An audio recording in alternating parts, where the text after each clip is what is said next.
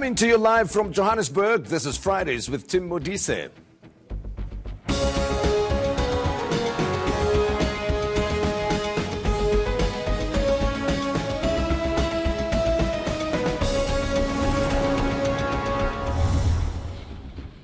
Corruption and fraud incorporate South Africa under the spotlight as Tongaat Hewlett suspends its trading on the JSE and London Stock Exchange.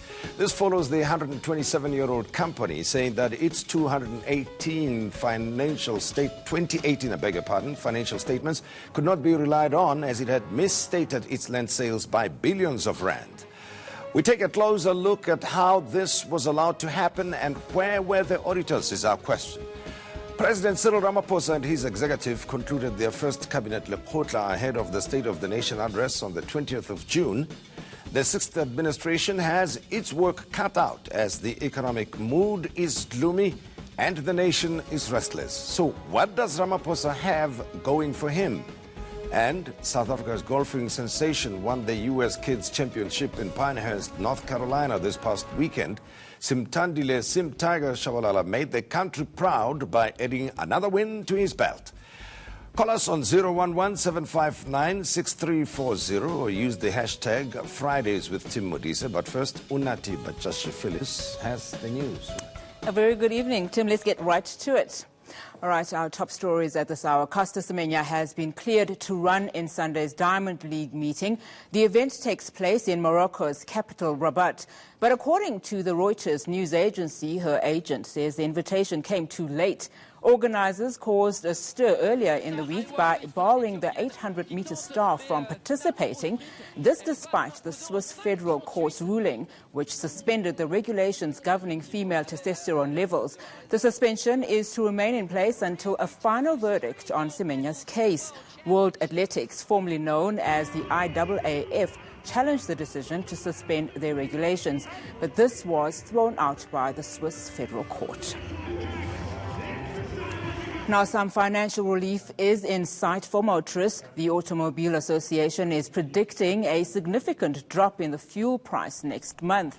The petrol price is expected to drop by 91 cents a litre, while diesel is expected to cost 70 cents a litre less. The drop is attributed to a declining crude oil price, which is currently trading around $62 a barrel. But the attacks on oil tankers in the Gulf of Oman near Iran on Thursday are likely to lead to a reversal of this recent trend. AMCU is headed for a showdown with platinum mines. The mining union's president, Joseph Mutunjwa, says it will demand 17,000 rand a month as a living wage. He says they've consulted with members and are now ready to talk to employers. We are glad to learn that the platinum sector in South Africa is making a massive profit. However, in South Africa, we have become used to high profit concerted by the declining wage share of these hyper profits. The rich bosses get richer and the poor workers get poorer. Dozens gathered outside Welkom Magistrates Court to oppose the bail application of the man accused of killing Naledi Letoba. Obed Lushoro was arrested last month after Letoba's burnt body was found in an open veld. The 19-year-old appeared briefly in court this morning. ENCA reporter Zukana Chona was there. Obed Lushoro abandoned his bail application. Naledi Letoba's death has shocked many in Welkom. Her mutilated and burnt body was found in an open veld in the area.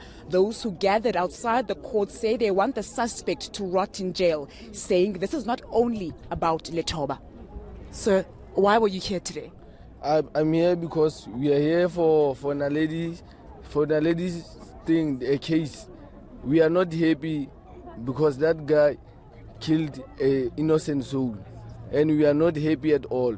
Not in our name. As men, we must fight for this. This pervert must rot in jail. Yes. And for you, sir? We just arrived from the scene, and what happened to Naledi is very heartbreaking. I just hope that she finds justice, and may your soul rest in peace, Naledi, from your childhood friend, lively friend. When the lady's body was found, her breasts had been cut off. Her family still want those body parts that are missing from her back returned to them. And they are calling for justice. They're hoping that justice will be served in this case. What we need is justice. What we need is justice. If that person could be given a tough penalty, we shall be very much happy. The matter has been postponed to the 12th of July. Zikhona Shona in Welkom. The Basic Education Department has partnered with police stations across the country to help curb school violence, but it says it's everyone's responsibility to combat the increasing levels of violence. We recognize that the issue of violence and gangsterism is not something that the department alone can fix. The measures that we have taken, that we have put in place, our schools, we've got a protocol agreement with the South African Police Service where 18,000 of our schools are connected to the nearest police station within their vicinity. Our concern, however, is that despite the measures that are in place, it seems that the violence is increasing. Former SAA board chairperson Dudu Mieni is again being implicated in alleged corruption. It relates to the inclusion of a cancellation fees clause in a contract between SAA and BNP Capital. The company was appointed to advise SAA on a 15 billion rand debt restructuring loan. The clause would see the company awarded half the contract's value if it was cancelled. The national carrier is under the spotlight at the state capture inquiry. Chair, the evidence, or at least the documents, reveal that that recommendation then went to the board, and the only member of the board who in fact supported it was Ms. Mieni. The other members of the board in fact did not approve the cancellation fee of 49.9 million. Now to a story that has animal activists hopping mad. 2 free-roaming elephants from the Eastern Cape have been relocated to a small barren enclosure in Joburg Zoo. They've joined Lammy, the elephant whose partner died last September. Several organizations have been trying to get her released. The NSPCA says it's now looking at legal options. Here today to celebrate as the zoo, and we're ecstatic that Lami finally has been joined by 2 elephants. In terms of the NSPCA's unwarranted allegation, we want to put it clear as the zoo that they were part of our ethics committee, and they decided to actually move themselves away from the ethics committee on 14th of January this year, and we tried our level best around March to also engage with them. So the notion that the zoo did not follow proper procedure is really unwarranted. Well, that's it for me for now. More news at the top of the hour. Thanks very much, Unati. And this week, Tonga Hewlett joined a growing list of South African corporate disasters. What went wrong at the 127-year-old company? We'll discuss this in a short while.